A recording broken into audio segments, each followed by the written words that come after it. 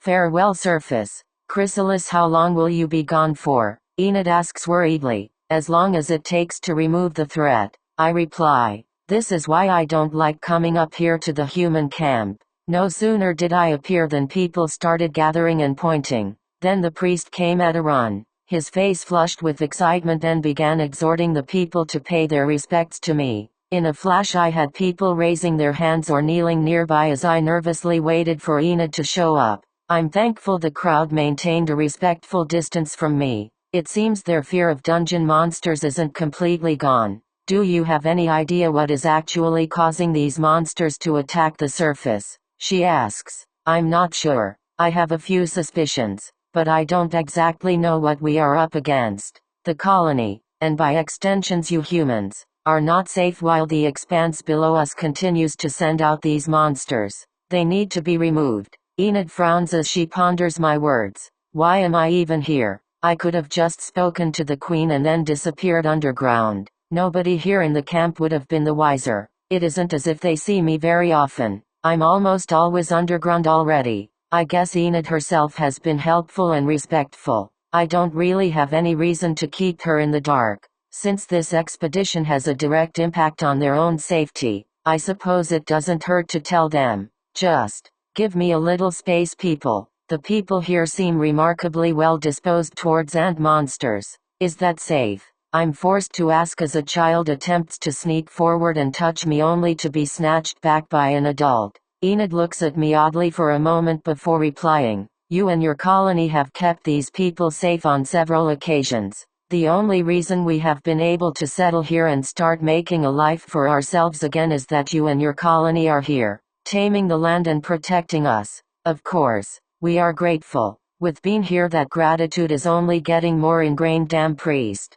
I'll need to have words with him at some point, but for now, I'm worried he may just take it as some sort of divine visitation. The guy is just odd. I bit his arm off. How did he end up such a fervent supporter? Enid hesitates before speaking again. There are a lot of valuable resources that can be extracted from an expanse. I was a merchant before, and I know the value of many things that can be found in the dungeon. If you see something that looks special, bring it to me, and I can tell you about it.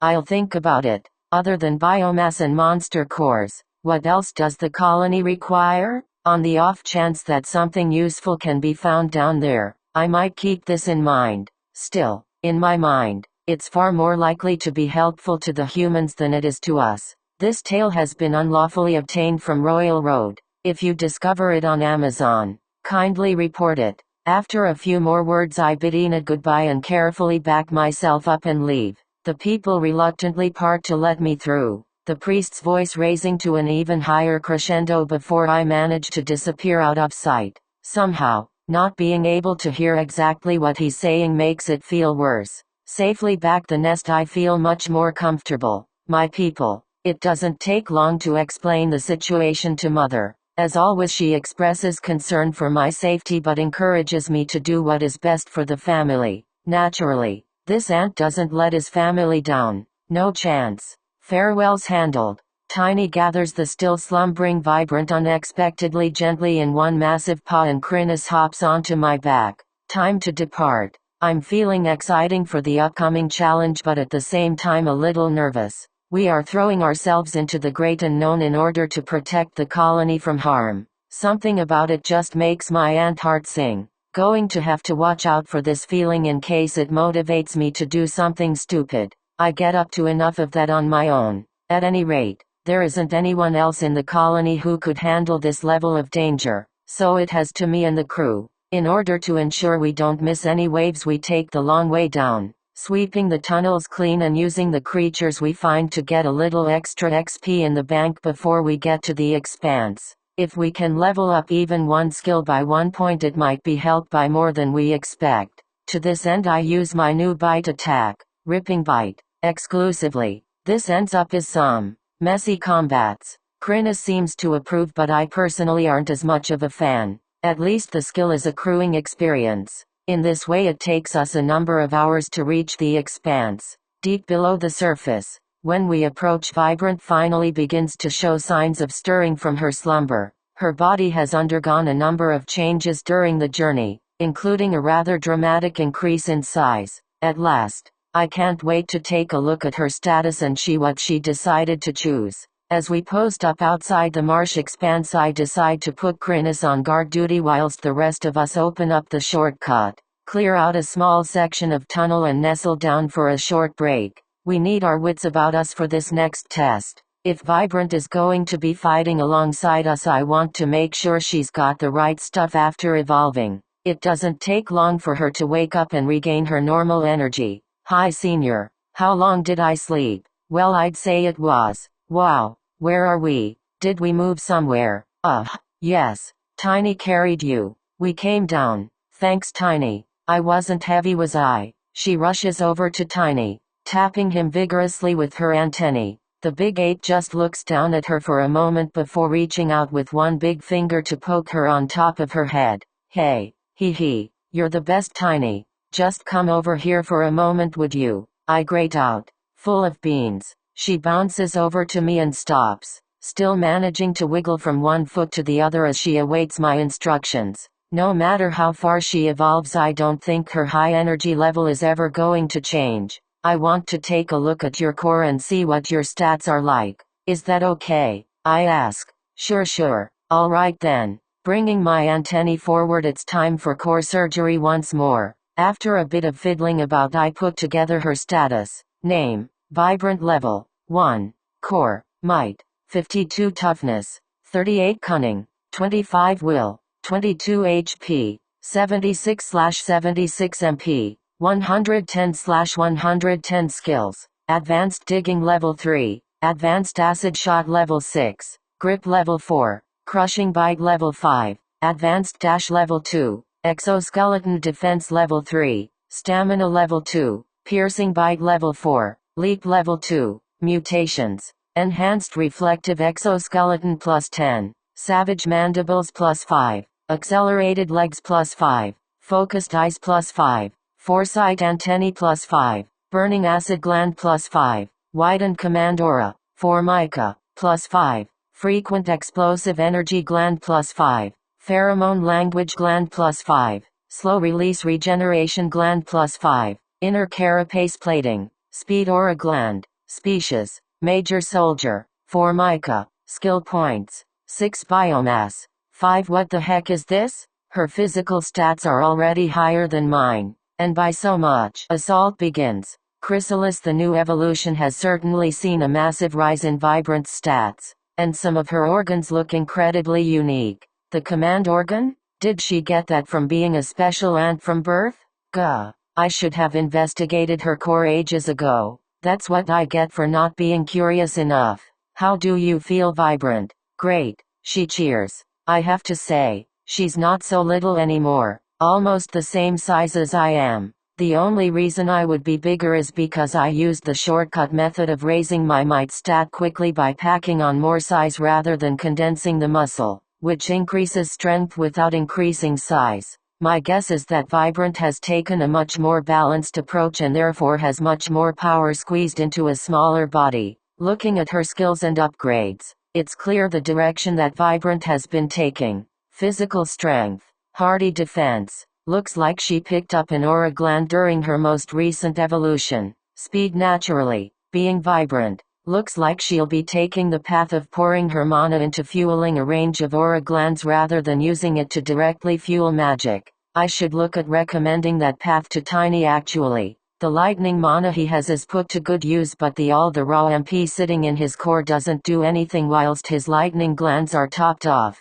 He'd be more effective in a fight if he had somewhere to put that energy. I'll have to think on it. Due to his low intelligence, I'm worried about Tiny's future evolution paths. Every time he's evolved, he's lost cunning. If it continues down that path, he's going to wind up an extremely well-muscled, bat-faced vegetable. Well, you're probably strong enough stats-wise to fight and frontline, I muse. Yay, I can fight with Krynos. The no longer little ant cheered with delight, her antennae wiggling in the air uncontrollably. I could only be pleased for her pure enthusiasm. As exhausting as her seemingly infinite energy could be, she was as pure as a diamond compressed from snow made of glass. Did you know this text is from a different site? Read the official version to support the creator. You'll need to be careful, I warn her. Nibble at the edges. Don't go straight on. You're fast and reasonably tanky, but you can't take the horde face on. If you get in trouble, pop your healing gland straight away. Don't save it.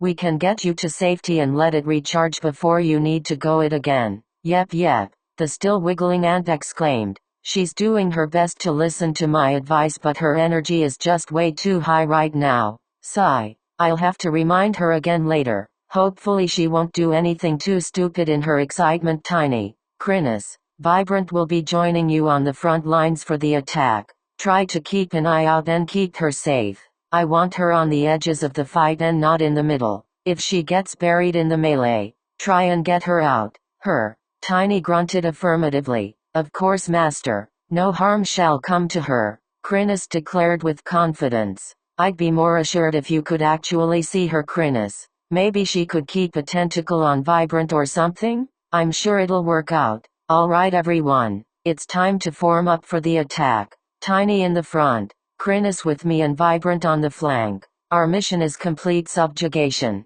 All crocs must be handbags or tasteful jackets by the time we are done. Nothing too out there. I'm fashion conservative. The others look at me strangely. What is a jacket, master? Explain it to me and I shall prepare 1,000 for you this day. Crinus cries. I should give up on the jokes. My talent is wasted on this room. Just kill all crocs. They are our primary target. If we remove them all, I think the wave attacks on the colony will stop. Okay, Vibrant says, almost shivering out of her carapace with excitement. Crinus wiggles her way onto my back before retracting her tentacles and entering her deceptive, innocent tennis ball mode. Tiny eagerly takes his place in the front, already sparking with anticipation and thumping his chest occasionally, trying to contain his energy. The marsh is going to be expecting what's coming. The oppressive aura is still here, bearing down on us with full force. But we are stronger than before, motivated to protect the colony. I don't care what sort of monster sits in the middle of this expanse, suffocating the area with its baleful aura and sucking in the monsters. I have a few tricks up my carapace that should fix its little red wagon. Full of motivation and gusto, we depart our little hidey hole and advance into the marsh expanse. Before us the lush green of the vibrant plant life stretches as far as the eye can see, from one side of the expanse to the other. The hillocks of sodden earth that rise out of the dark waters look like moss-encrusted tortoise shells, covered in vibrant flowers and the occasional tree. Overhead the tall mangrove-like trees, with their enormous webbed roots, spread a wide canopy. Half-glimpsed shadows can be seen shifting about on the broad green leaves here and there. This right here, this will all belong to the family. Contact. Chrysalis. The marsh expanse is still teeming with monstrous life. I can see monayers creeping out of connected tunnels, making their way deeper into the recesses in order to meet up with whatever is compelling their behavior. Even without the steady trickle of captive beasts, there is plenty of stuff to fight around us. The ever-present, ever-hungry flora dots the mounds and rises out of the waters regularly. The plants don't seem to want to eat each other much, but they are always waiting for a juicy meal to wander past, ready to fall into their clutches. Then there is the crocs, lounging there and there, yawning mightily with their enormous jaws. The crocobeasts, titan crocs and beyond can be seen almost everywhere. Never too many in one place, but little posses of 3 or 4, wading through the waters or lying on the raised earth. I think there's more of them here than the last time we came. Or maybe they are gathering on this side since we raised a ruckus last time. At any rate, they haven't seemed to have spotted us. I think the best course of action is to lure them into the tunnel group by group. Keep the combat out of sight so we don't draw the lot of them down on our heads at once. Nice and steady, that's the play. So why is Tiny over there punching a titan croc in the face? Damn it, let's go. Move quickly to support Tiny. Crinus. Don't let him get surrounded and try not to get flamethrowered. I cry as I rush forward. This stupid ape. How could I forget his habits so quickly? Last time we were here I was pleased by his self-control and ability to control his seemingly endless hunger for battle. The reality is he was unsettled, even a little intimidated, by the oppressive aura that hangs over this expanse. How did I expect a maniacal, famously thick battle addict to react to his first taste of fear, an emotion that he probably hadn't felt in his entire life. After taking out his frustration on smaller and weaker, unsatisfying foes and getting a power buff from taking the time to actually increase the level of his skills, not to mention the massive boost he received from finally mutating to over +5, now he's back, large and in charge, and he couldn't wait to punch some face in. So he didn't. The second he laid eyes on a Croca, the urge to redeem himself in a battle of old-fashioned fisticuffs must have been irresistible. He didn't get far. The closest group of Croca beasts was within 100 meters. When they saw the giant ape eagerly flinging himself forward, swinging from tree branches like a demented, overweight Tarzan, they roused themselves to fight. Claws out and jaws agape, they met Tiny's charge with all the fury they could muster. Fists ablaze with light, Tiny smashed their faces in within 10 seconds and then stood pounding his chest as he roared out a challenge to the expanse as a whole. Support the creativity of authors by visiting the original site for this novel and more, because of course he would. When we rush up to his side, Tiny is still bellowing his challenge, and it's safe to say he has drawn a fair bit of attention. All around us small gangs of crocs are staring with undisguised hostility at my pets, and I'm quietly confident even the plants are giving us a full dose of the stink eye, even though they don't have eyes. I think I'm feeling a headache coming on. Actually, you know what? Who cares?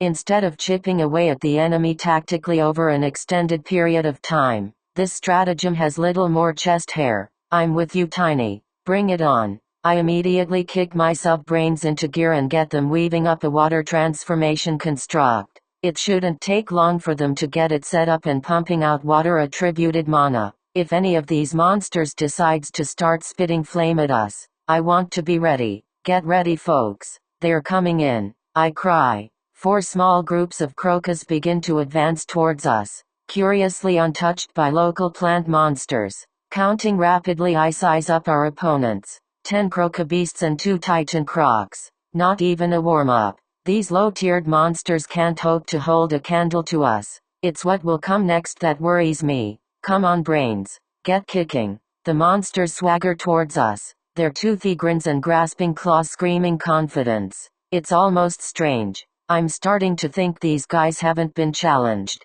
in this marsh for some time. Have they become the local bully boys? Leathery skinned, super ugly mafioso? Gonna get a rude awakening now. Crinus. Eat. Of course, master. With her tremor sense, Crinus is able to detect the subtle vibrations of movement through the ground and air, as the crocs flex their way towards us, eagerly anticipating the meal to come. Crinus slowly lifts herself from my back on thin tendrils and drifts forwards. Such an innocent-looking little ball of endless despair. Who could possibly imagine that this tennis ball-sized black orb would contain so much terror? Certainly not the crocs. Tiny, leave it to Crinus. You've had some fun already. In response to my order, Tiny frowns sadly and kicks the dirt. He hasn't had nearly enough fighting yet, but I know his games. It isn't possible for him to get enough fighting in the first place. There'll be more soon, bud. Keep that engine warmed up. The big ape nods his head,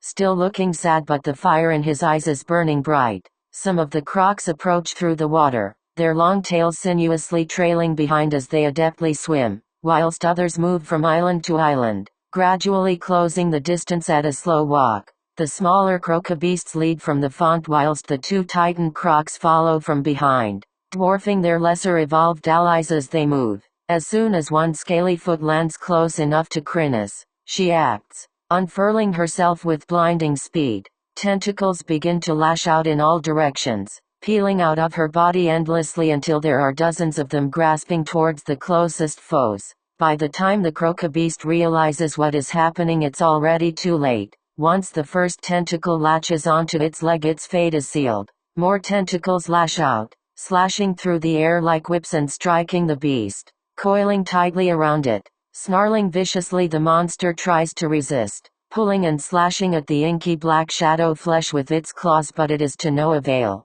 Razor-sharp barbs emerge from the tentacles and begin their dark work. Knowing what Crinus upgrades can do, I'm not entirely sure I'm prepared to watch what's about to happen. Stay away from Master, you vile beast. Crinus roars. Then she engages her ripping barbs. Where once her barbs would dig and tear into her victim, now they can move, shifting back and forth at high speeds over a distance of a few inches. In effect, I guess you could say it's like a chainsaw. Slack-jawed with fear, the other croca beasts watch as their struggling compatriot undergoes what we'll only describe as the Crinus experience. She'll probably get a few more levels of dismember from this. When it's all said and done, her main body inflates and unfolds again to reveal her cavernous maw. The no longer struggling croca is unceremoniously dropped within, and as a ghastly crunching sound emerges from her main body, those inky black tentacles begin reaching out once more. The new croc on the block. Chrysalis, eat up, gang. Not long until the next wave is here. I warn my troops. Crinus has already eaten, of course, stuffing her face with 10 crocus and an entire titan croc. If I get my hands on that dimensional stomach during my next evolution, I swear I'll dance for a week straight. I'm so envious. Also, where the heck is my food? I'll have to settle for nibbling on some this next group coming our way. With my omnidirectional eyes I can see that there are crocs approaching from multiple sides. Having seen us shred the weaker ones so comfortably, the smaller croca beasts are staying back, cowering behind their more powerful cousins, Titan crocs. The massive, lumbering six-legged beasts are the bulk of what is coming our way, but they certainly aren't the biggest. Mixed amongst them are clearly more highly evolved children of Garalosh, even larger than the Titan crocs. Will I have to rename them? Their dark green scaled bodies ripple with strength as they ponderously move on their 6 limbs. The larger legs and somewhat prehensile arms sport vicious claws, and their long jaws still bristle with razor-sharp looking teeth. Where they different from their slightly more diminutive cousins is firstly the eyes. Just in front of their regular eyes they have an extra set which gleam red with some sort of energy. Secondly, their tails.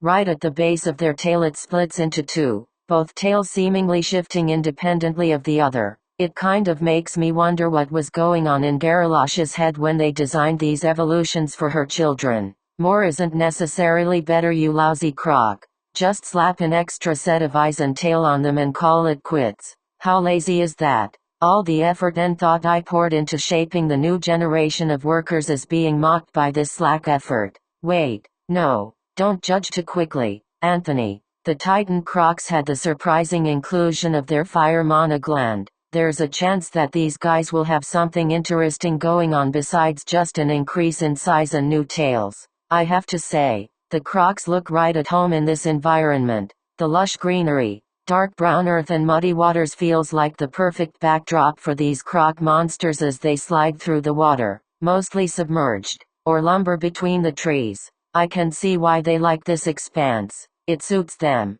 Too bad I found it. Soon all of this land will belong to the colony. Muahahaha. Tiny and vibrant. You guys take on that side together. Begin with an acid bombardment. Vibrant, then nib at the flanks like we discussed. Tiny, don't hold back. I want to see some sparks, you understand. Ensure your favorite authors get the support they deserve. Read this novel on Royal Road. Yep, I'll get them. Vibrant declares cheerfully, snapping her mandibles at the approaching enemy. Tiny grunts as sparks begin to crackle across his body. Okay, Crinus, you and me on this side. Watch out for more fire. We don't know what these bigger crocs can do, so we need to be careful and go full force from the start. Don't hold out on me. Never, Master. That's what I like to hear. As soon as I'm finished talking I begin drawing out my gravity mana and compressing it. I'm not going to play around with these unknown evolutions. I'll take one of them out before they can even start the fight. Flipping control of the water mana construct to one of my sub-brains, I task the other with feeding me a steady supply of the purple gravitational mana from my own internal supply. Within my body the energy pulses vibrantly and begins to flow out, responding to the direction of my thoughts. Next to the mana gland, my core glows brightly, already recharging the mana I had spent on water bolts earlier. As the gravitational energy is delivered to me I start shaping it, crunching it down, pressing with the weight of my consciousness, then beginning to outline the structure of my spell. All of the hours of practice I've put into this task are bearing fruit as the spell takes shape fluidly. It's still hard, like painting a three-dimensional masterpiece with only my thoughts. but my mind isn't what it used to be. Almost double my normal human cunning means my mind is able to move in ways it simply wasn't possible to do before. More precise, more powerful. My mind slides the compressed mana into place, then starts powering the spell. This one is a special spell, a new trick I worked on during the last week. I tested the spell on a few monsters and was entirely disappointed with the effect. For the mana invested and the difficulty of the spell to construct, I'd hoped for a lot more. The spell shape is a double-layered sphere, a small, dense ball of gravitational energy, inscribed with arcane sigils that slowly rotates within a shell made from an outer sphere. The inner sphere is hard to make, but the outer one, yikes. Suffice to say, it looks pretty impressive floating in my mind. During testing I learned how to fire the spell. It essentially manifests in front of my face and flies forward in a straight line. Once it impacts the target, the energy contained within the inner sphere flows to the outer one and the target becomes surrounding by a gravity field that pulls them in all directions. It's nasty, but other than making monsters uncomfortable and inhibiting their movement, the spell didn't do a whole lot of damage. Then I thought about the forceful version. What would be different with the powered-up spell? It's really nasty. I call this spell of gruesome death the gravity sphere. BAM. With a surge of will I manifest the spell and fire it towards the closest double croc, so named for their new eyes and tail. The beast didn't expect a spell to come flying at it from such a harmless-looking ant monster and failed to dodge. I feel sorry for you, buddy. The spell takes effect immediately, the outer sphere expanding to encompass the entire form of the croc in crackling purple mana as the energy from the inner sphere is discharged. Then the horrific pull of gravity begins to exert itself on the monster from every direction. The creature roars with rage as the monsters around it step aside, unsure what is happening. I wonder how long he'll be able to resist it. At least that's one croc taken out of the fight. Let's go, Crinus. Magical ant. Chrysalis as my first victim languishes within my spell that is quite literally trying to pull it apart in every direction. I turn my attention to the rest of the monsters coming our way. So far there are 6 Titan crocs and 3 of the larger double crocs who need dealing with. Come to me, you leathery chomps. I'm not holding back this time. I vengefully command my sub-brain to pass more gravitational mana to me and begin swiftly weaving together ordinary gravity bolts. With the relative ease of construction, the spell leaves me enough awareness to turn and present my back zone towards my foes. Have a taste of this, you darn crocs. POW.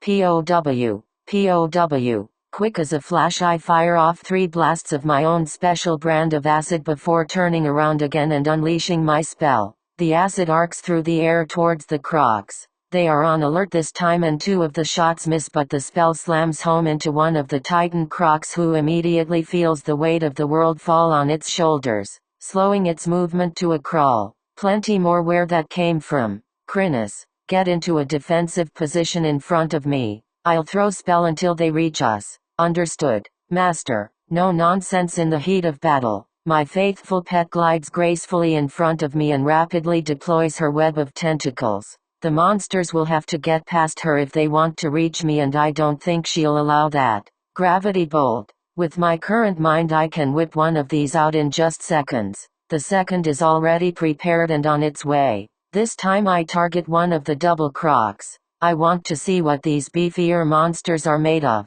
As they draw closer the spells become more difficult to dodge and this one strikes home easily. The target looks angry to have been struck with my spell, and when the gravity descends it unleashes a roar of frustration, the anger rumbling out from deep in its chest. But it keeps coming. Slower than before, thankfully, but still coming. It appears these monsters have enough might to overcome the normal gravity bolt and not suffer too much. I won't bother spending more of that on them then. Weighing them down and restricting their mobility is nice, but I can do a hell of a lot better with my time, and every second counts. I've been weaving another gravity bolt even as I watched the effect of the last one, and it is quickly ready. Fire. Another Titan croc feels the pressure fall onto it, pulling its feet down to the ground, and it struggles to overcome the weight. The crocs are moving at full speed now, the ground shuddering under the impact of their massive feet. Overhead the trees shake and shiver. The monsters moving through the water shift into high gear, spraying water as they pass. their jaws opening wide to reveal their surprisingly pink tongues nestled between rows of razor-sharp teeth. The narrative has been taken without permission. Report any sightings. I've got time for maybe 2 more spells before they hit us. Maybe I can buy us some more time though. Gravity mana begin to pour out of my gland at the behest of my sub-brain, and I bring forth the full power of my prodigious mind to compress it down and weave it into the shape of another new spell. I have to focus hard on this one as I haven't had enough practice with it to be able to shape it easily. I can almost feel steam pour out of my ears as my mind starts to overheat. Within my mind I compress mana and build up the structure of my spell at dizzying speeds. Loops and whirls, spheres and lines, layer on layer taking shape as the seconds tick by. The crocs thunder towards us, emerging from the water just a few meters away and charging forward. Done. Gravity Bola. Forceful mana has reached level 7. Precise shooting has reached level 3. HAA. It's nice to fight some tier 3 monsters for a change. The difference in XP is really showing. I can't wait to eat. The gravity bola materializes before me and flings forward in the shape of a wide line. By angling it just so I manage to clip the crocs emerging from the water as well as those running overland. Only one titan croc is able to avoid being hit by the spell as it faces forward, shrinking in width as it passes. The crocs who are hit seem almost confused as they notice no effect from the spell, but unbeknownst to them there is a sliver of energy that ties to them to the bola as it travels. The further the spell goes the smaller it becomes until it has shrunk to a single point and becomes still. At this point the spell takes effect. With a tremendous pulse of gravitational energy, the crocs feel themselves being pulled backwards towards the spell. They jerk as the pulse yanks them backwards a few steps. The massive beasts freeze for a moment, then being to walk forward, only to be yanked back by another pulse of energy. The gravity bola.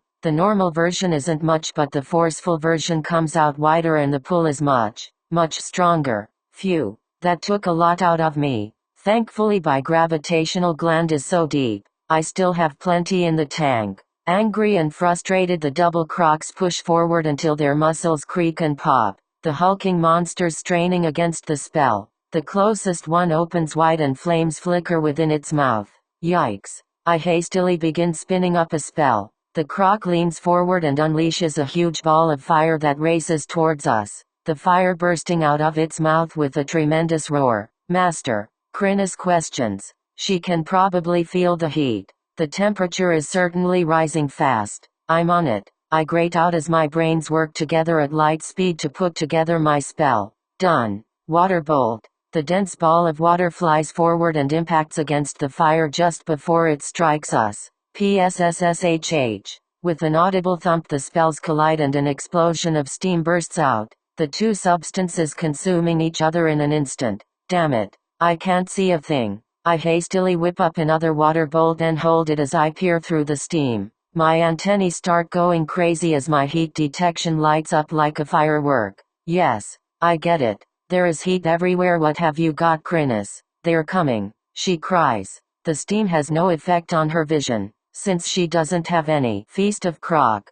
Chrysalis, what is experience? Where does it come from? Where does it go? Ever since the system descended on our world, scholars, priests and wise ones all over the world have sought to understand it. Class progressions have been mapped out. Skill trees have been researched and codified endlessly. Many aspects of the system are thoroughly understood and form the curriculum of schools all around the world. The fundamental underpinning aspects of the system, however, remain elusive and resistant to study. There are many theories on the topic of experience that range from reasonable to absurd, but the topic is one that resists study as it is so intangible. The system at no point quantifies experience in a number, making it impossible to ascertain just how much is gained from any one activity. Estimates can and have been made, by having two subjects of the same level attempt to reach the next by different means, one through study and one through combat, for example, and educated guesses can be achieved through such means. But just what experience is, remains as distant a piece of understanding as ever. There are those who believe, somewhat mystically, that experience taken from a living thing, a monster, is the purest form. The true intention of the system and any other source is secondary to this. The Church of the Path has long extolled the view that nothing truly dies so long as its experience is absorbed by another living creature, that the essence is preserved and made part of a stronger whole. This seems harmless enough when applied to monsters, but should one extend that dangerous logic to the killing of other people, an activity that also awards XP, some of the dark rumors that swirl around that faith, particularly in its early years, begin to gain credence. Experience of the System, Origins, Myths and Legends, by Giovanni the Faithless from the Secret Library of the Path.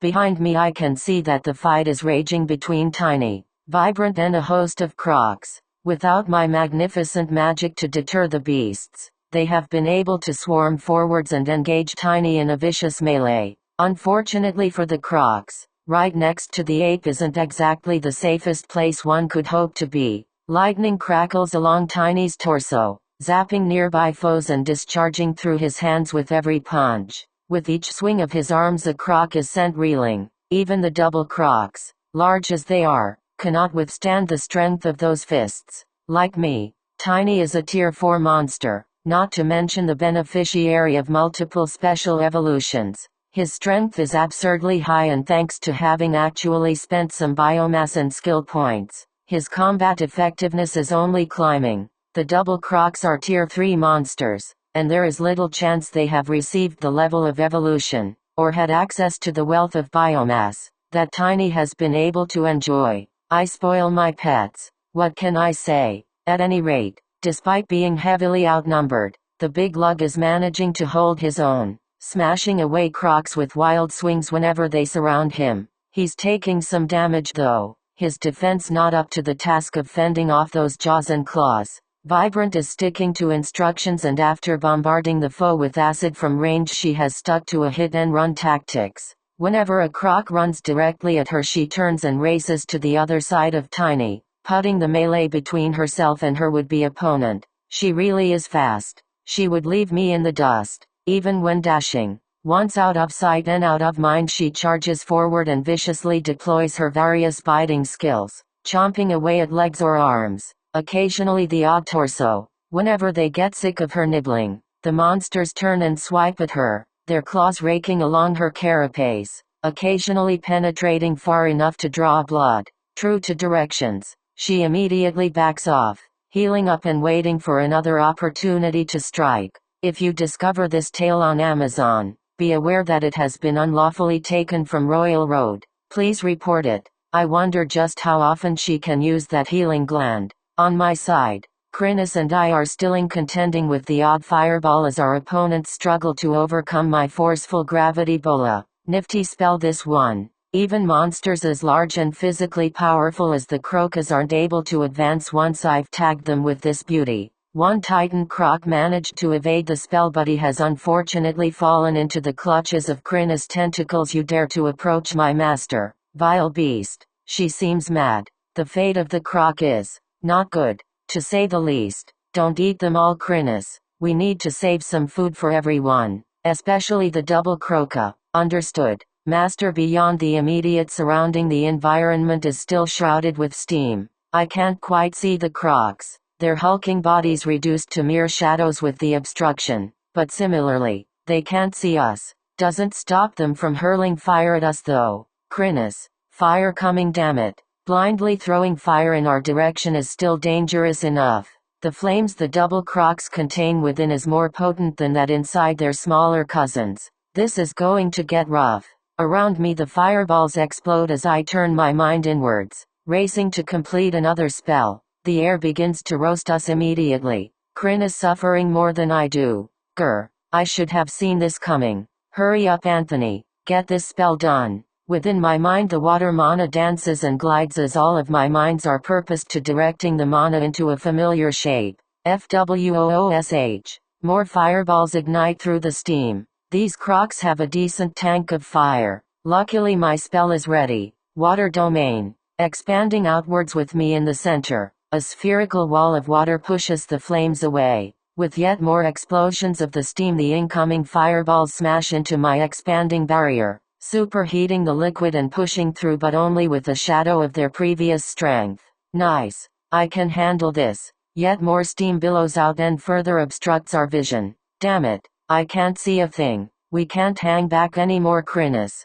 Time to push forward and mess them up. A very damp tentacle death sphere acknowledges my words with her actions and picks her body up and begins to advance, extending a web of tentacles before herself as she advances. Completely unaffected by the steam, I pass the maintenance of my water domain. A swirling mass of water then swishes and froths constantly in a 5-meter diameter around me. Cautiously we advance, my sub-minds taking over the maintenance of the water domain and supplying it with a steady stream of water mana. Gradually a shadow looms larger in front of us, a double croc thrashing against the restraint of the gravity bola. The croc is large, far larger than myself, but it certainly doesn't expect us. Crinus seeking limbs creep forward before finally contacting the monster before us. Instantly a number of tentacles snap forward and latch onto the croc, who growls deep at its throat and begins slashing with its claws at the shadow flesh that has attached to it.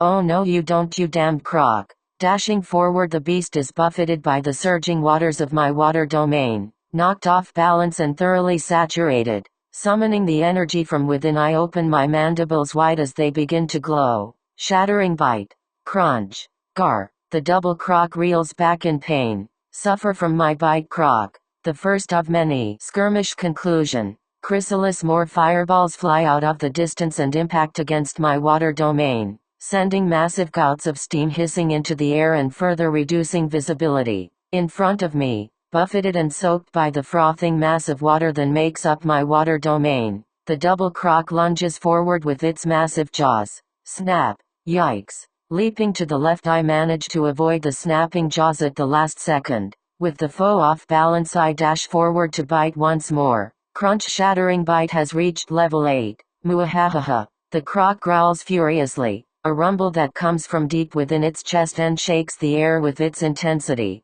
The double crocs are almost the same size as tiny when standing on their hind legs, close to 10 feet, being a little over a meter tall at this point. The damn thing towers over me. My eyes are about level with its knees. Thankfully my shattering bite manifests more than meter away from actual mandibles, increasing the range of my bite attacks considerably, enough to take a decent chunk out of the monster's side at any rate. Wham! Ouch! A little cocky after my successful bite, and I don't even notice the twin tails sweeping towards me until they smash into my side with tremendous force, sending me flying several meters away. Master, are you all right? Crinus cries shrilly. I'm fine. Focus on the fight. Damn beast. I will rend you. I've lost a bit of HP from that strike. The kinetic force of the impact was enough to crack my carapace in several places, but the enhanced diamond is perfect for resisting this sort of damage. Not to mention, a new feeling arises in the damaged sections that brings a smile to my heart.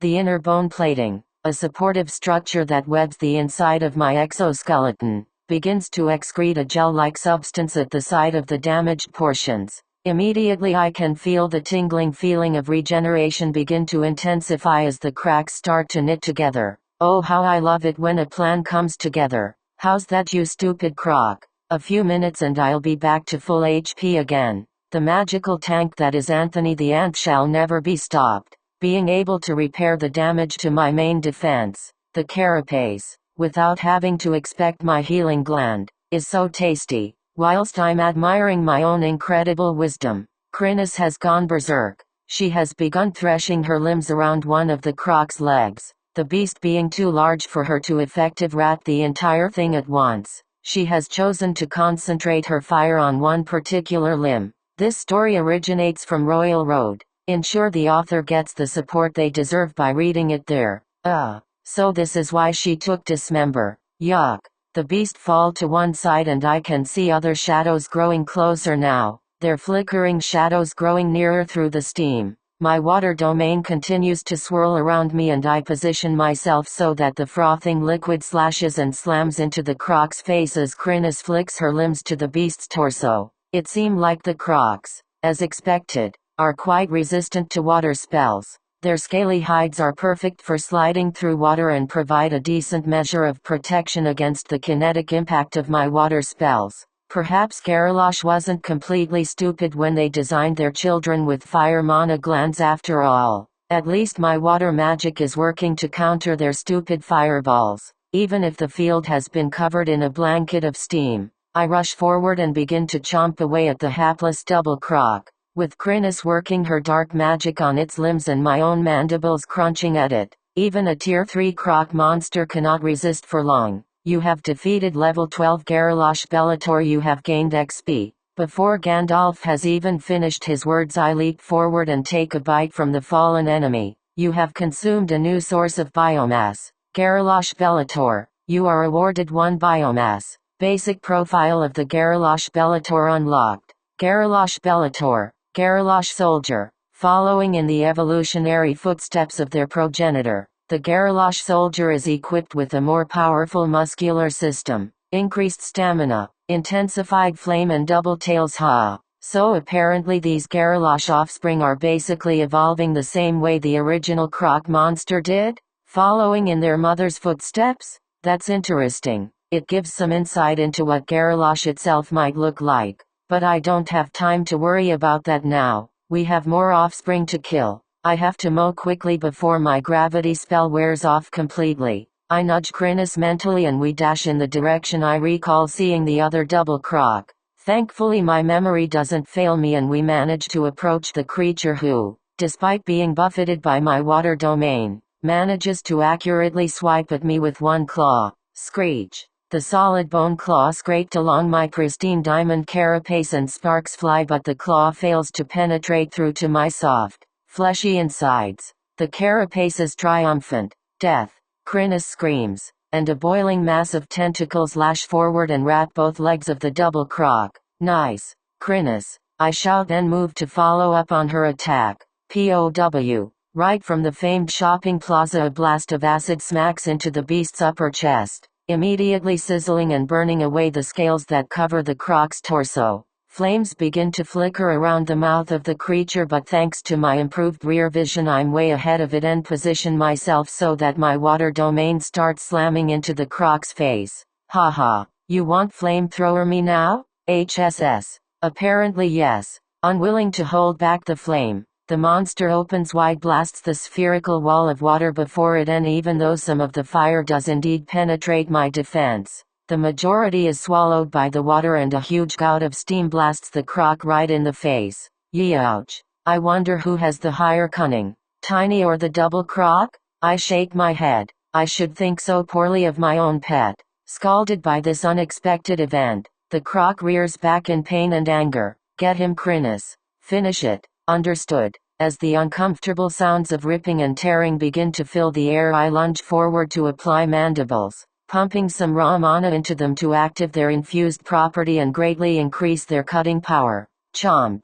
Chomp. No matter how the monster tries to fight back, it's useless. Within Crinus typing up and savaging its legs and me tearing into it, the superficial slashes and bites it manages to land on us are not able to inflict serious damage. You have slain level 6 Garalosh Soldier. You have gained experience. I feel the forceful gravity bola dissipate, releasing the rest of the crocs to continue their advance. But it's too late. The spell has done its work admirably. Without being able to group together, the larger double crocs have been defeated. In fact, I can also sense that by forceful gravity sphere has dispelled an. You have slain level 7 Garalosh Soldier. You have gained experience. You achieved level 14. 1 skill point awarded. There you go. Not sure I want to go inspect those remains though. Expeditious retreat. Chrysalis with the heavy hitter taken out of the equation, there isn't much left to the fight. Crinus and I quickly destroy the Titan crocs and rush back to help support Tiny and Vibrant.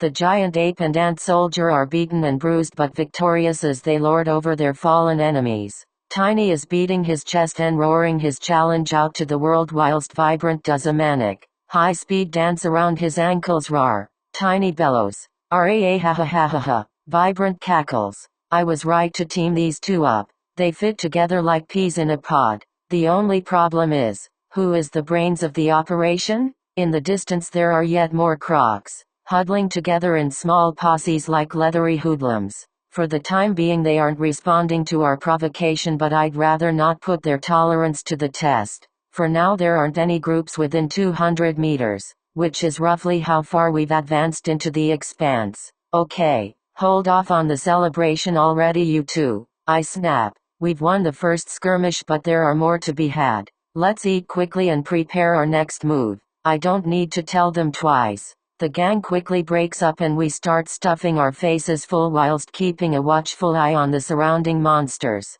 I myself head directly for the double crocs. It's been some time since I've been able to eat a tier 3 monster of this size and I don't intend to let the opportunity go to waste. Om nom nom. There really is a distinct flavor to croc. I think it's growing on me, to be honest. Particularly the tails. Now that I think of it, the double croc evolutionary choices are really making sense to me. Double the tail to eat? Nice. I managed to reap a nice harvest of biomass from the first croc but as I'm moving towards the second, Crinus cries out mentally, Master, I can feel vibrations coming this way. Lots of them. I think it's a wave. Oh snap. Everyone back to the tunnels. Go go go. Tiny seems reluctant to move, still shoving huge fistfuls of food into his mouth until his cheeks are puffed out to a ludicrous degree. Stolen content warning. This tale belongs on Royal Road. Report any occurrences elsewhere. Tiny,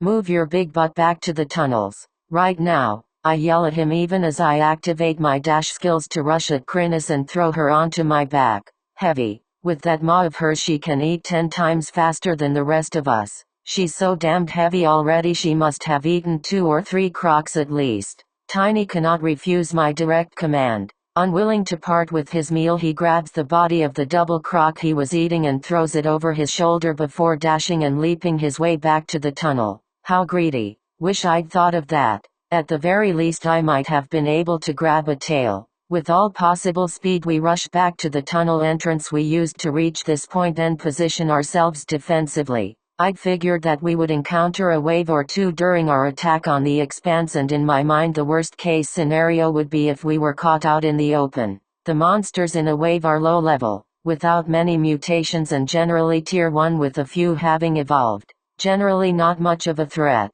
but if they were to surround us in the middle of the marsh, where mobility is difficult and there are native monsters who could interfere and get in the way, it could get nasty. Safely retreating to the tunnel that leads up to the colony and effectively blocking it, preventing any monsters from reaching my family and then continuing the assault is by far the best choice. Tiny in front, Crinus right behind to support. Make sure he doesn't get surrounded. Vibrant, stay behind Crinus and move up to support when you can. Don't let yourself get caught. I'll stick to the roof.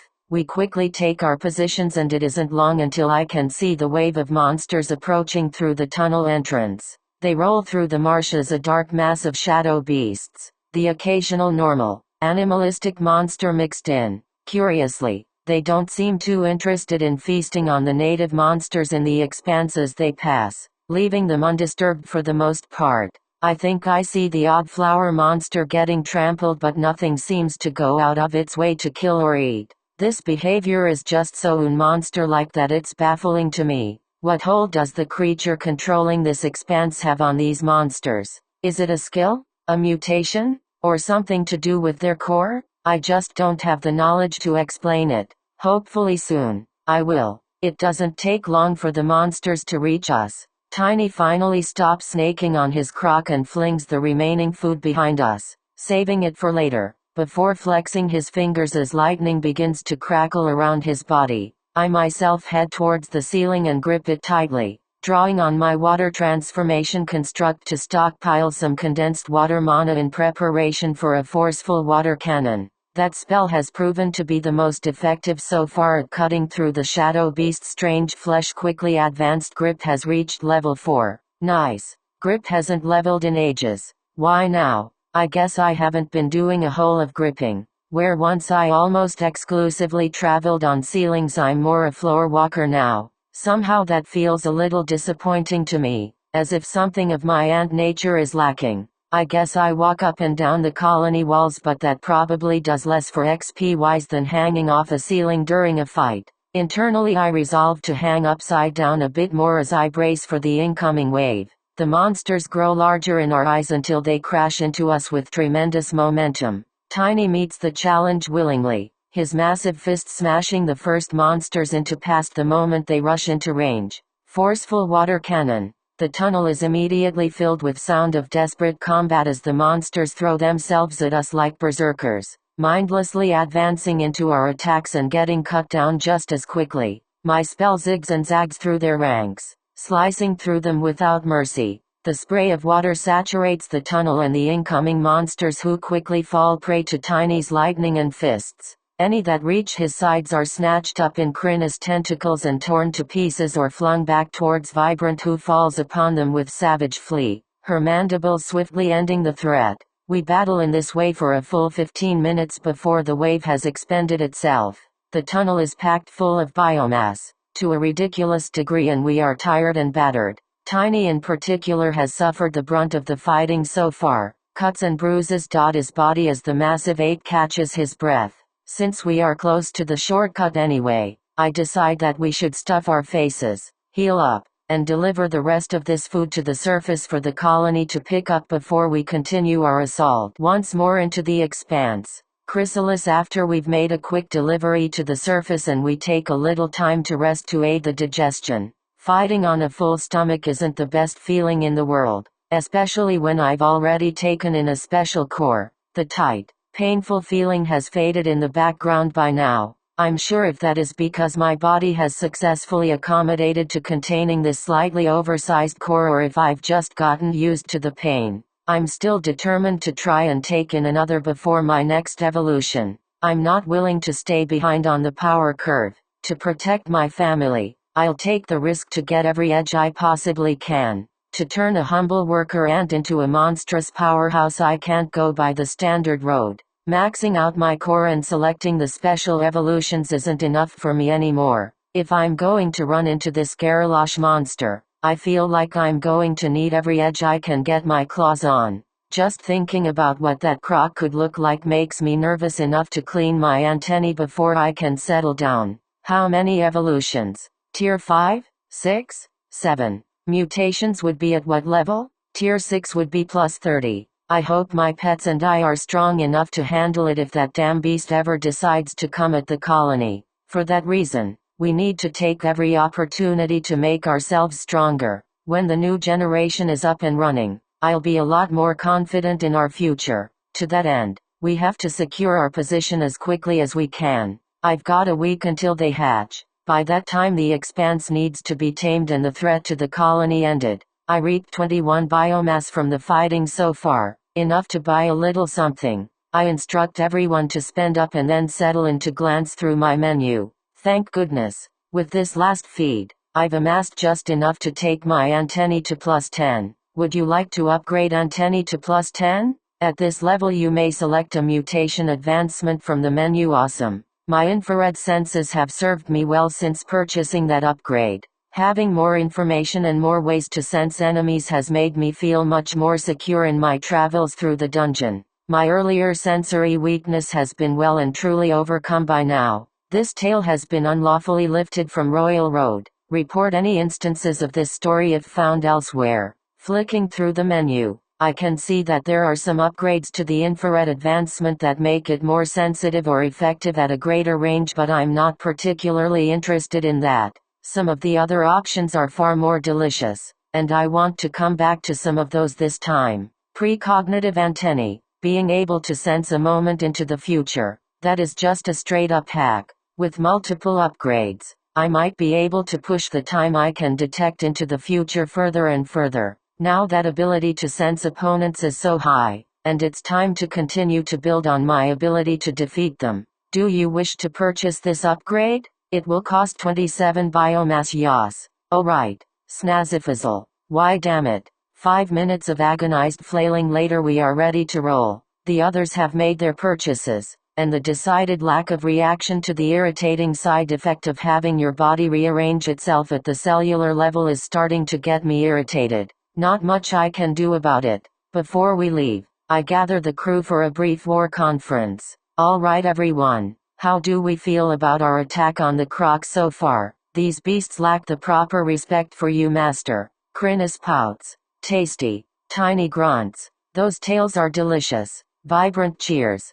Thanks everyone, that's super useful. Let's go. In short order, I get everyone lined up and ready to advance. Once more we step out of the narrow, glowing tunnels and into the comparatively broad skies of the expanse. This time I make sure to instruct Tiny not to charge forward recklessly and wait for my order. He wasn't happy, but he's just gonna have to build a bridge and get over it. Immediately I can see that there are fewer crocs on this side of the expanse than before, where before they were clustered quite thickly around this entrance. There isn't any sign of them now. It almost feels as if they've withdrawn to prevent further losses. Maybe we'll find them deeper into the marsh. Content not to have to worry about the stupid lizards. For the time being, I get the gang moving, and we step forward. In this way, we progress a little further into the marsh. The vegetation and flora are a little more active this time. Perhaps the thinner numbers of crocs have encouraged them to come out of their shells a little.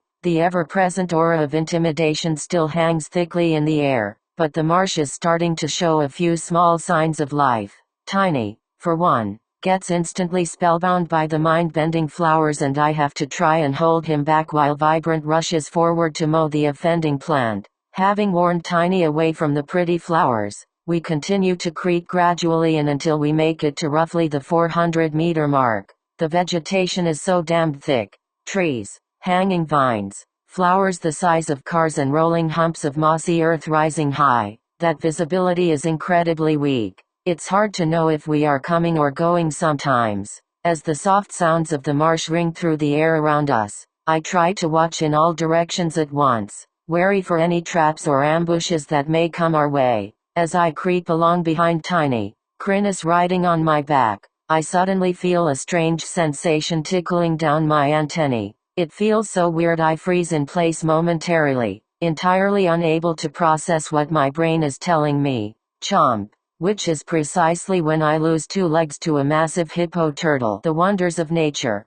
Chrysalis, I realize now that my brain, or rather my fancy new antennae, were telling me that I was about to have my legs bitten off in a savage and painful manner by a large creature emerging from the murky waters to my left. Unfortunately, I was simply unable to process the information quickly enough. I mean, when you start receiving sensory messaging from the future, it kind of wigs you out a bit. Up until this point, my new antennae had only been providing me with a mild buzzing sensation. When it lit up so suddenly, I was momentarily overwhelmed. So much so that even though I knew I was about to leg my legs chomped off, it still happened. Ouch. The offender is a rather large hippo-looking creature with rough leathery skin and a moss-covered shell that had been visible above the water line, looking for all the world like a hump of dirt, much like any of the others. Now the damn fatty looks decidedly smug as I fall to one side, cursing internally and triggering my healing gland. The cold fluid floods my system, rushing to the side of my lost limbs, which begin to regrow at an almost visible pace, and I scramble with my 4 remaining legs to get myself clear of the monster. Master, Crinus shrieks. What happened? Ambush. Fat hippo thing on the left. I've lost a couple of legs. Cover for me. I shout AHH. My mind is overwhelmed by Crinus' hysterical screaming as the little tennis ball on my back explodes with tentacles that start seeking towards the left side, latching onto and tearing at the hippo turtle's face at breakneck speeds. Irritated at the sudden retaliation, the hippo rises out of the water and charges towards us at surprising speeds. Fast, huge, fat. The monster is much larger than I'd first thought and certainly more bizarre. Small piggy eyes and those adorable little flappy ears sit above a typical broken-toothed, oversized hippo mouth. The head extends out from under a thick, dome-shaped shell on the end of a long turtle neck. The entire thing rests upon 4 squat hippo legs that pump at a rapid pace as the huge monster dashes out of the water, grunting angrily as Crinus continues to shriek at it and tear at its face. As the beast runs towards me, the ground is rumbling under my feet. I push with all of my might, but I can't activate dash without all of my legs. Great time to learn that. Thanks skill. Come on legs. Regenerate quick or I'm going to be building a more intimate relationship with this dirt that I was quite prepared for. Just before I get stomped into and paid and served on crackers, Tiny dashes in from the side and meets the charging hippo with one shoulder. Boom. The impact is colossal and the ground shudders under the impact of these two titans. As more of the creature emerges from the water, I get a clearer picture of its size. Hippos are quite large creatures back on Earth. Everyone knows that. Fast, big mouth, plump gray-skinned killing machines that like a swim. This guy is a touch larger. I'd say he's about the size of a minivan. You hear what I'm saying? This story has been stolen from Royal Road. If you read it on Amazon, please report it a minivan. Crinus. You need to try and get at his legs. Buy me a little time. My smaller pet, she of the ink chainsaw, is still screeching of the monster. Her earlier wordless hollering has given way to a deafening tirade that promises endless violence in the most graphic terms I can imagine. So caught up in her blood-red diatribe is she, that I'm not even sure he heard what I said. In any event, as the hippo turtle rights itself and recovers its balance after being knocked aside by Tiny, Crinus gradually begins to transfer her tentacles away from the monster's face where, despite her most violent effort, minimal damage has been done. Not only is the shell tough as nails, it seems the skin ain't no slouch either. Go hard, Tiny. This guy look tough. Roo. Tiny bellows, the fire blazing bright in his eyes. He's ready to go. Fists sparking. The ape launches himself into the air and brings both fists down in his patented ape smash, directly onto the hippo turtle's shell. The flabby beast grunts as all of the air is forced out of its body in a whoosh and it slams belly first into the ground. Electricity flows out of Tiny and into the beast, stunning it momentarily as lightning crackles over its shell and leathery skin. Snarling, the beast forces its feet back under it and turns to engage the offending ape, snapping at him with those huge jaws. Why does everything around here have to have such large mouths? Whilst my pets engage the monster in brutal battle, I bravely continue to crawl through the dirt as my missing limbs slowly regenerate. It's been ages since I lost a leg, damn it. This hippo is going to pay. As Tiny continues to trade blows with the beast, his fist snapping that head left and right and sending shockwaves through its long neck, Crinus busies herself with ripping into the legs. Trying to saw her way through the thick skin is taking a long time though. Vibrant. Give it some acid. Aim for the neck. Roger. The ant soldier had been waiting for the opportune moment to engage in the fight, not willing to obstruct Tiny as his battle. With my instructions given, she proudly presents an ant's best feature and begins to blast the enemy with her potent acid. 4 shots in total land on that long neck and begin to sizzle away pleasantly. The big monster groans in pain but cannot now turn away from the ape in front of it as he grows more and more aggressive, his fist swinging faster with every moment. Gravity bolt. I hastily whip up the spell and blast it out, hoping to assist my pets in their work. Unerringly, thanks to my skills, the bolt strikes home on the creature, directly behind its head. I've seen this before. When the bolt hits a creature of sufficient size, it doesn't just increase the gravity of the whole monster but rather drags down the body part that is hit. In this instance, the fatty is instantly affected by a strong dragging force that wants to pull its head down into the dirt. Tiny takes advantage of the hippo's distraction to step it and smash a few punches directly into his opponent's face. Gravity bolt. Gravity bolt. I pile more spells onto the now struggling monster's neck, removing its ability to attack quite so swiftly with its jaws. Unwilling to suffer from the torture of the ape's fists any longer, the hippo turtle begins to withdraw its head back into shell. You can also do that. I hate this monster so much. Get that leg, Crinus. Fall, you filthy beast. Become food for the master. With a horrible ripping sound, those countless tentacles twist and writhe before eventually completing their task and crippling the hippo's front left leg. Ha! How do you like it? As the beast falls to one side, this time for good, the assault is renewed. Crinus moves to another leg as Tiny begins to lay into the shell like it's a punching bag, eventually cracking the hard outer layer with every punch. Vibrant judges that the time is right and leaps forward to engage with her mandibles, chipping away at the beast. By the time my legs are sufficiently healed that I can walk on them, the creature has been brought down. Finally,